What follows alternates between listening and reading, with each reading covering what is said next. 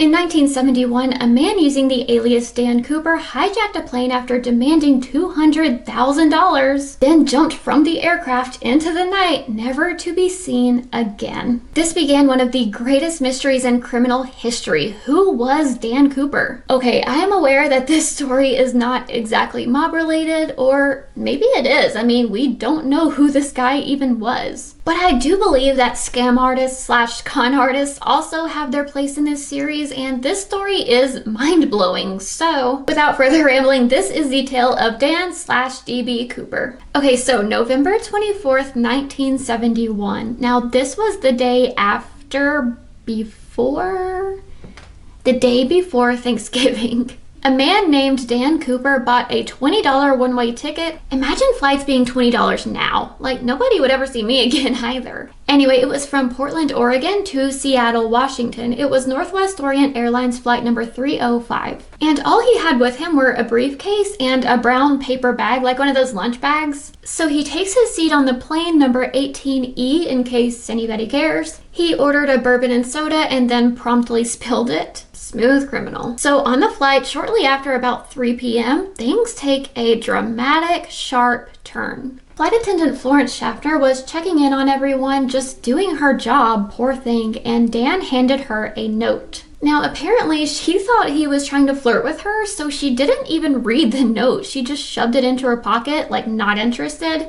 And that's when he supposedly tells her, "Miss, you better look at that note. I have a bomb." Imagine if he never said anything and the story just ended there. Like, she gets home, unwraps this note, and is like, oh, oopsie daisy. But unfortunately, it doesn't end there. So she looks at the note and it says pretty simply, "I have a bomb in my briefcase and would like you to sit by me." So she does, and he opens his briefcase a tiny bit, just enough to show Florence 6 red sticks and a bunch of wires. Now, was this even an actual real bomb? We cannot be certain. So the other flight attendant, Tina Mucklow, is sitting in her jump seat and she's so confused. She's like, why is she sitting with a passenger? This isn't protocol. But Florence had dropped a note in front of Tina and motioned for her to grab it and read it, which is quick thinking. Honestly, the flight attendants in this story are so smart and so brave. So Tina reads the note and she realizes that they are being hijacked. So she grabs the phone and she so discreetly tells the pilots what's going on. So at this point, Dan / DB Cooper demands that Florence write down everything he says, and she agrees. What choice does she have?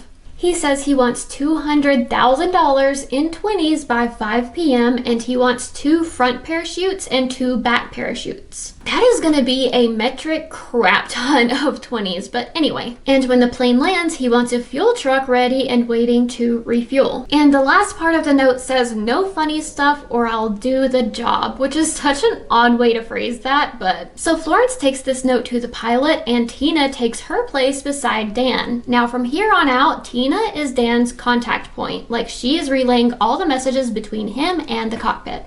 So they contact the FBI and they jump on the case while the plane is still in the air. Now, under normal circumstances, this flight would have only been about half an hour long, but they circled for about 2 hours while the money was collected from the bank. And apparently, this is horrific and sad, but they were circling over the water so that if the bomb did go off, nothing would rain down on other people. And Dan Cooper is in the back of the plane just chain smoking the entire time while the other 35 passengers are blissfully unaware that anything is going on. Other than, obviously, the delay, but they were told they just needed to burn some fuel, no big deal. They apparently had no idea that there was a bomb or any danger at all. So the bank already had money set aside with the serial numbers recorded in case of a ransom or something exactly like this. So the flight finally lands in Seattle at 5:45 p.m. and poor Tina makes multiple trips back and forth to give Dan his 4 parachutes and his $200,000, which would be about $1.5 million today.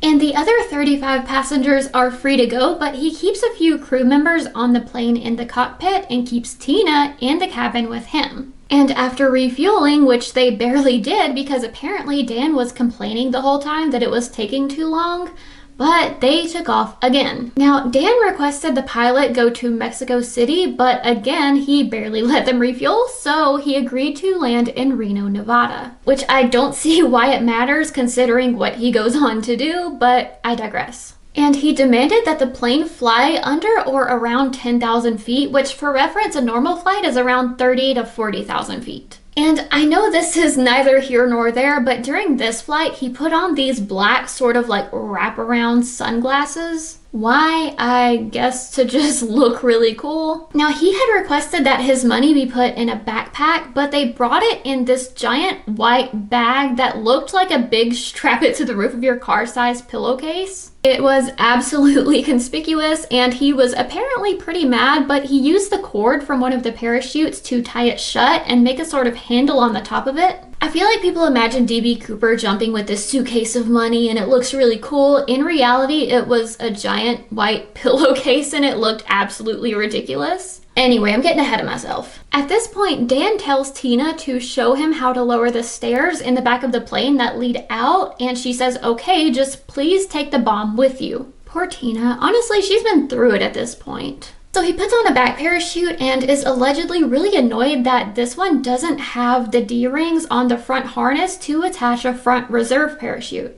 Because remember, he demanded 2 front parachutes and 2 back parachutes. And Freestag, apparently one of the parachutes was actually sewn shut to use for instructions, so that could have gone south real quick. Pun intended. So he said, screw it. He put on the one back parachute. He ripped off his tie, which was a JCPenney clip-on, by the way. Again, that sounds so cool in theory. Like, I imagine him dramatically slinging off this tie, and in reality, it's just like, boop. So he takes off his tie, he orders Tina to go join the crew in the cockpit. She would later say that she was so relieved when she was finally able to rejoin the crew. And a little after 8 p.m., he lowers the aft stairs, the stairs in the back of the plane, which was a Boeing 727, and he did the unthinkable, the unimaginable, the un-everything. Dan Cooper took his money pillowcase, jumped off of those stairs into the night, never to be seen ever again. The plane later did land safely with the rest of the crew, and authorities were literally like chasing it down the runway to begin their search.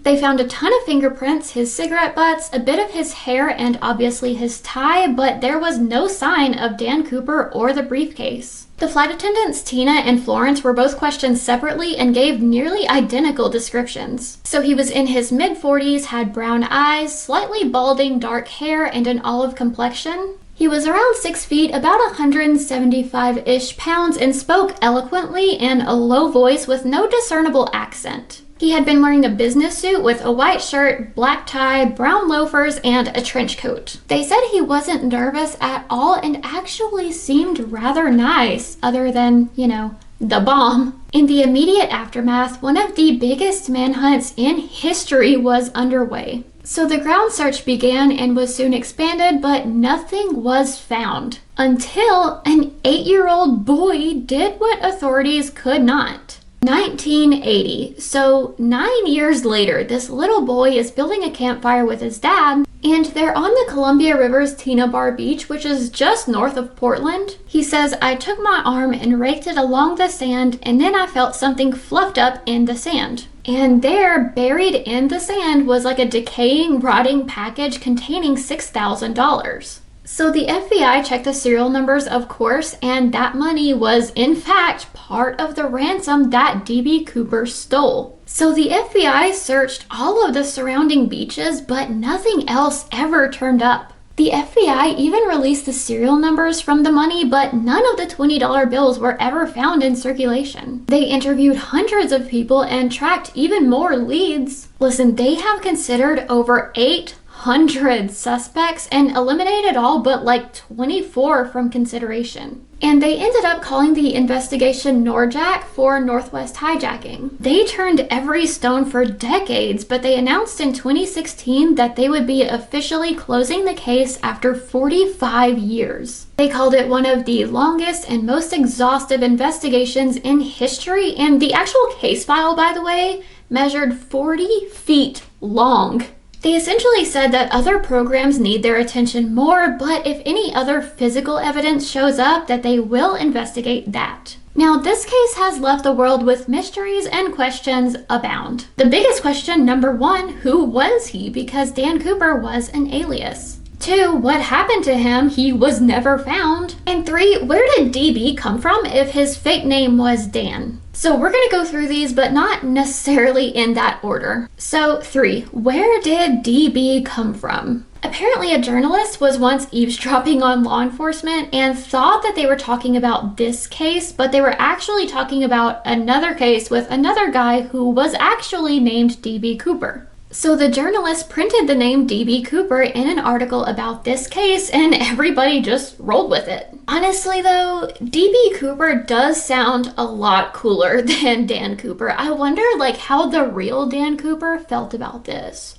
You know, maybe he was just like hiding out in his house like, yeah, he did me a favor. Now, number 1, who was he? To this day, nobody knows. Spoiler alert. I don't think that works if you say it after the spoiler. But we're going to take a look at some of the most well-known suspects and see what they got going on. So first is Dwayne Weber. Now, he made a deathbed confession to his wife in 1995 that he was, in fact, Dan Cooper. So his wife, Jo, says that right before his passing, he told her to come close and he whispered to her, "I have a secret to tell you. I'm Dan Cooper." So after his passing, she starts to really think about it and she realizes little things that happened over the years that could corroborate his story. Like apparently she said he had a knee injury that he said he had gotten from jumping out of a plane. Now, why you wouldn't ask more questions after that is beyond me, but he also took her once to the place where the money ended up being found on Tina Bar Beach, and he had an old Northwest Airlines ticket that he just wouldn't get rid of.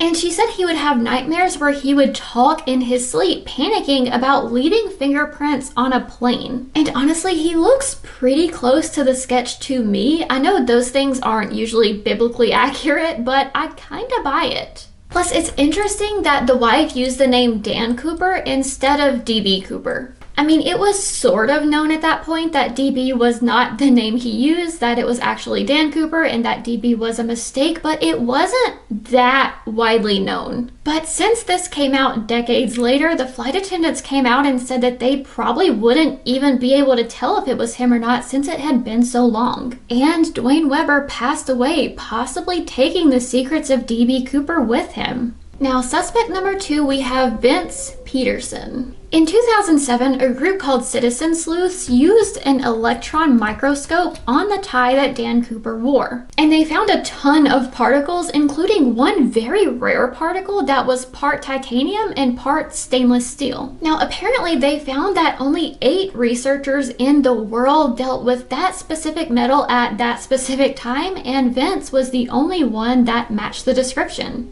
Except he really didn't, like, at all.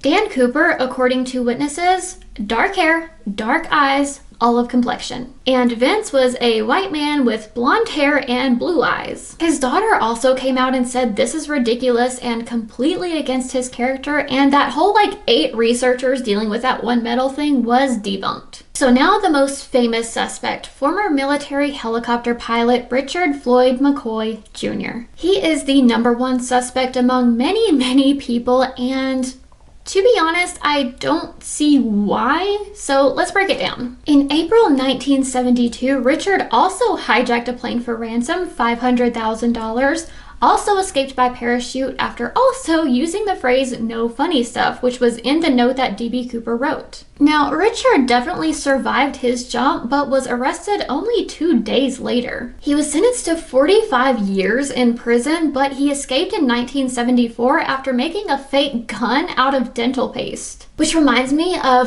the heads from Alcatraz, remember that? But after 3 months on the run, the FBI were finally closing in. They found him, there was a gunfight, and Richard did not survive. But there was a huge break in the DB Cooper case in 2024 that seemed to point straight to him. So his son, Rick McCoy III, I know this is so confusing because they have the same name. He came forward saying that his mom told he and his sister that their father was DB Cooper and that she helped plan both of the hijackings. He also said that his father was not home at Thanksgiving and that he suddenly had a whole lot of money at Christmas, but I don't know how much stock I would put into that just because he would have been a little kid at the time. And you know, sometimes you remember things incorrectly, especially when you're so young, when you want to believe something. It's like when you ask a kid leading questions about things, they're probably going to agree even if it didn't happen. Like, I believe that he believes that, but it's hard to believe that. Does that make sense? But not only that, he also said that they had been in contact with the FBI for the past year. So Dan Grider is a retired pilot turned YouTuber who still actively investigates this case. And he claims that he found DB Cooper's actual parachute in the family's belongings in 2023. Apparently, Rick's children handed over the chute after it was discovered on their North Carolina property, and they are convinced that their dad was DB Cooper. Dan Grider even said that that rig is literally 1 in a billion. So naturally, the FBI came to the property, they searched everything, they are now in possession of the chute, and they're trying to find a DNA match between the parachute and the tie that was left on the plane. So was Rick McCoy DB Cooper?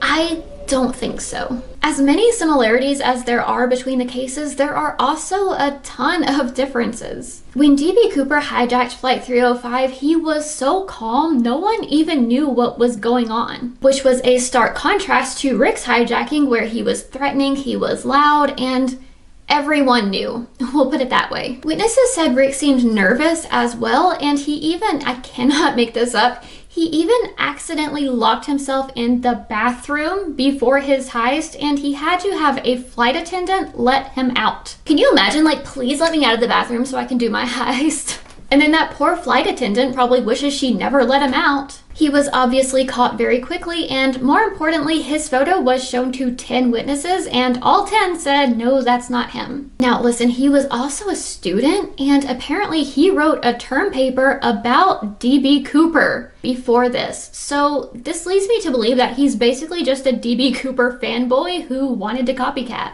Now, back to the parachute. As cool as it would be to find, it was not the same parachute. Point blank, period. Now, I am no parachute expert by any means, but I'll explain this as best I can. So the DB pack was a Navy backpack Model 6, but the harness on the McCoy pack was Air Force, not Navy. And the McCoy chute also had D-rings on the harness to attach a front reserve chute in case this one back here doesn't work. And if you remember, the DB chute did not have the D-rings, remember? Because he was all pissy because he wanted a reserve chute too. So the FBI still have the parachute, obviously, but I wouldn't expect anything to come out of that. Which brings us to our last question. What happened to DB Cooper? Did he survive? Did he not? Did he even jump in the first place? If you know even a little bit about planes, you know there are quite a few places to stow yourself away. So is it out of the realm of possibility that maybe he hid and maybe he had different clothes under his suit to blend in with the ground crew after? It's a fun theory, and I tend to like fun theories, but we actually do know that he did jump that night.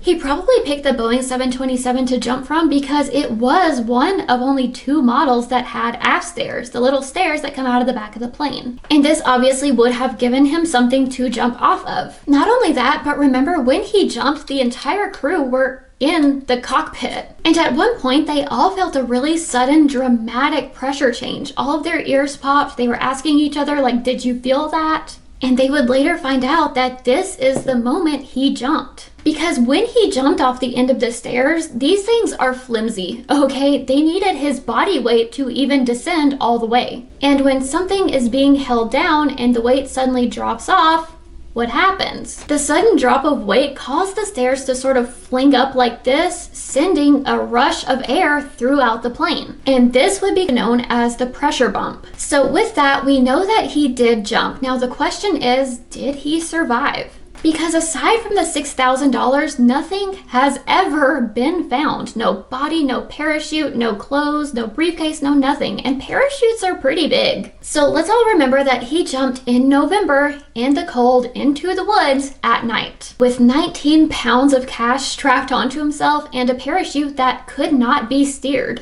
And at that altitude, winds would have been over 200 miles an hour. So if we assume that he did not survive, why was nothing ever found? It's a possibility that maybe he passed or was badly injured and maybe wildlife took its course. But even then, surely they would have found clothes or the parachute, the giant parachute. And at the time, there were no missing person reports that matched the description of DB Cooper. Surely somebody would have been missing somebody at their Thanksgiving and reported it. And in the months that followed, there were 14 different copycat heists, and they were all mostly arrested aboard the plane still. But the other 5, including Rick McCoy Jr., they all jumped, and they all lived. And some of them jumped from double the altitude, which I think probably proves that he survived. Now, let's talk about the $6,000 that was found again, because I think this is the smoking gun. Now, the spot where the money was found does not line up with the flight path, but it was found in a riverbank. So it's a pretty simple explanation, right? The money fell into the river and washed up on shore. No.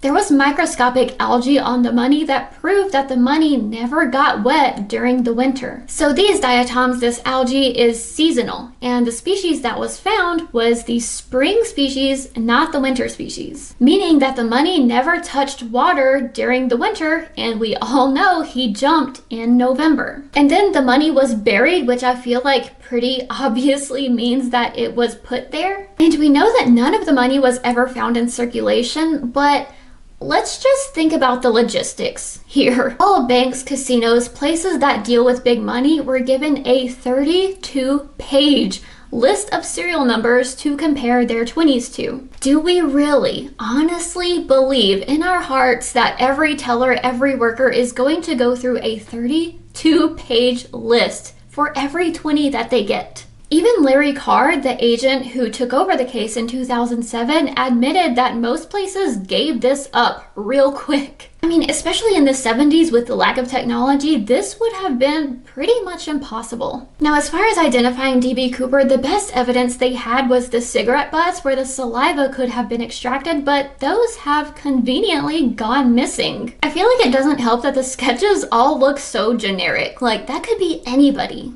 Either way, DB Cooper has gone down in history as this sort of counterculture folk hero, which I think is important to approach with some level of nuance, because people, including those poor flight attendants, were traumatized that day and probably forever. To this day, the legend of DB Cooper still raises more questions than answers. But I want to know your thoughts and opinions. Who was he and what really happened? Tell me. And that is all I have for today. I hope you liked my tale. Thank you for coming over, and as always, if you have any story ideas, please feel free to comment them so I can see what you want to see, and with that, I will see you next week. Toodaloo!